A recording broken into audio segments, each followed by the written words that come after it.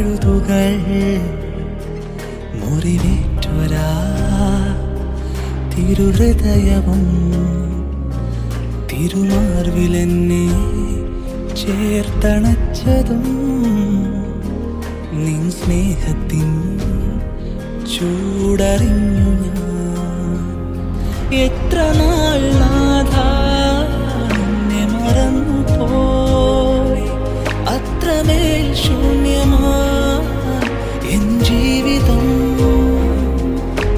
നിസ്തുലമാ നിൻ സ്നേഹത്താൽ നിൻ സ്വന്തമാ